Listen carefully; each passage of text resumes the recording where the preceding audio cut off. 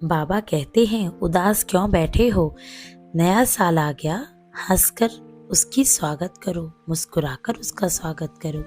अगर मन ना लग रहा हो, मन बेचैन हो रहा हो, तो मेरे पास सिरनी आ जाओ।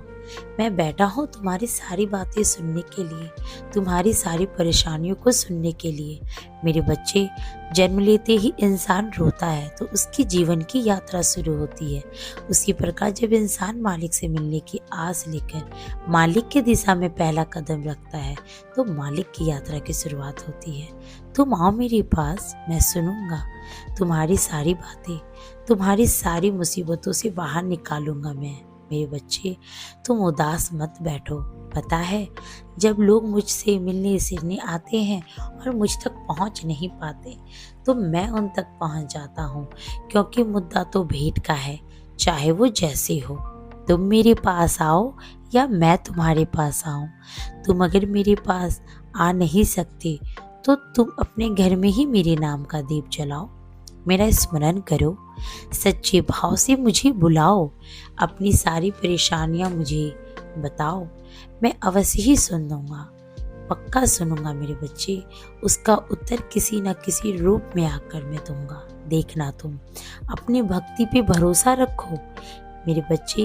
बुरा वक्त तो हर किसी की जिंदगी में आता है और जिंदगी सभी का इम्तिहान लेती है मेरे बच्चे।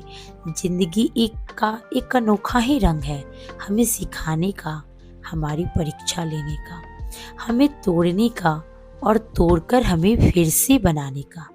अगर बुरा वक्त खत्म नहीं हुआ तो इसका एक ही अर्थ है कि अभी इम्तिहान पूरा नहीं हुआ है। कुछ समय लगेगा, बस तुम्हें उस समय के आने तक अपने आप को मजबूत करके रखना होगा। अगर मुसीबत आई है तो एक ना एक दिन खत्म ज़रूर होगी, लेकिन अगर तुम उस मुसीबत का स्वागत हंस कर करोगे तो उन परेशानियों से जल्द ही बाहर निकल पाओगे। वहीं उदास होकर बैठोगे तो मुसीबत खत्म होने के बजाय और बढ़ेगी। इसलिए मुसीबतों का सामना हंस कर करो, खुश होकर करो। देखना, तुम जल्दी ही मुसीबत से बाहर निकल पाओगे। और जो है मुझ पर छोड़ दो ना, कुछ परेशानियां हैं तो मुझ पर छोड़ दो, लेकिन खुश रहो, अपने परिवार को खुश रखो।